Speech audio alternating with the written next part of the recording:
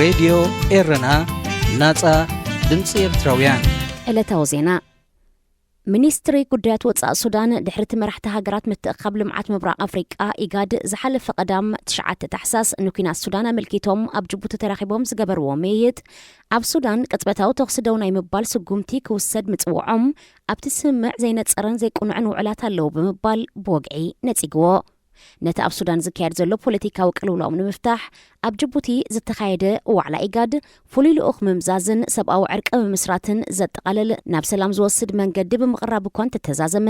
መንግስቲ ሱዳን ግና ብዛዕባ ንጦርነት መግለጺ ብፍላይ ድማ ብዛዕባ ተሳትፎ ሚኒስትር ጉዳያት ወጻኢ ኢማራት ዓረብን ህላወ ፈጣን ሓይልታትን ስክፍታኡ ገሊጹ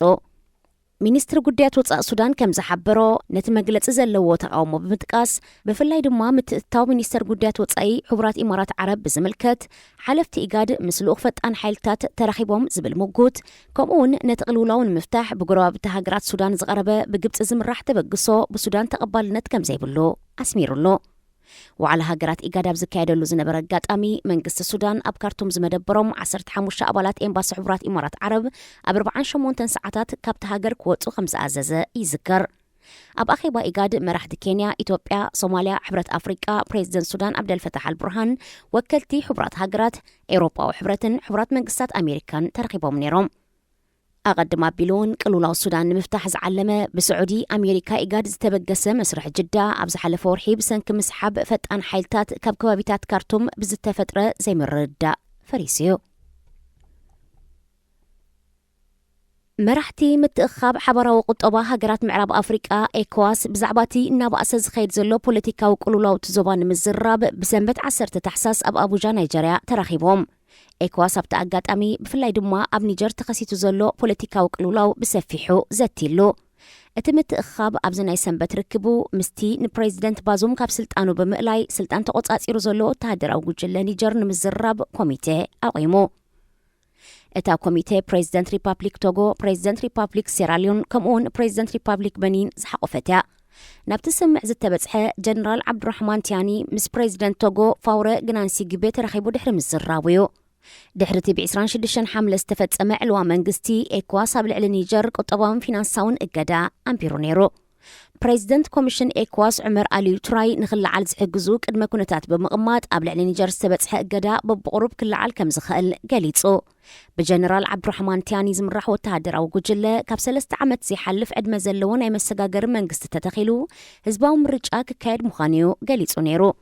እንተኾነ ግን ኤኮዋስ ብመንገዲ ኮሚሽነር ሰላምን ጸጥታን ትውድብ ኣቢሉ ኣብ ዝሃቦ ምላሽ ንዘተ ሰላምን ስምምዕን ኩሉ ግዜ ድልው ምዃኑን እቲ ዝቐረበ ን3 ዓመታት ዝጸንሕ መሰጋገሪ መንግስቲ ናይ ምዃም መስርሕ ከም ዘይቀበሎ ኣፍሊጡ ነይሩ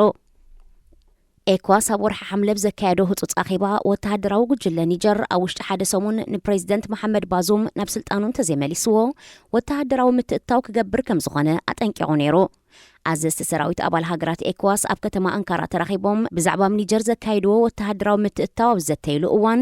እቲ ጉጅለ ናይ መወዳእታ ዝበሎ ዲፕሎማስያዊ ፍታሕ ንምርካብ ብቐዳም 19 ነሓሰ ሓደ ጉጅለ ብምልኣኽ ምስቲ ካብ ስልጣኑ ተኣልዩ ኣብ ናይ ገዛ ማሕዩር ዝርከብ ፕሬዚደንት መሐመድ ባዙምን መራሕቲ ወተሃደራዊ ዕልዋን ተራኺቡ ከም ዝተዘራረበ ይዝከር ወተሃደራዊ ጉጅለ ስልጣን ኣብ ዝመንዝዓሉ እዋን ለውጢ ክደሊ ዝጸንሐ ህዝቢ ኒጀር ደገፉ ነቲ ዕልዋ ዘካየደ ወተሃደራዊ ሓይሊ ገሊጹ ነይሩ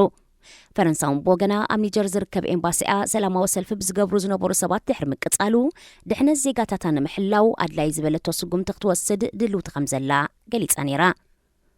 ኣብ ምዕራብ ኣፍሪቃ ዝኽሰት ተኸታታሊ ወተሃደራዊ ዕልዋታት ብኢዳ ዙር ንዝፍጸም ሰንሰለት መግዛእቲ ብፍላይ ድማ ምትእታው ፈረንሳ ንምብታኽ ዝዓለመ እዩ ዝበሃል እኳ እንተኾነ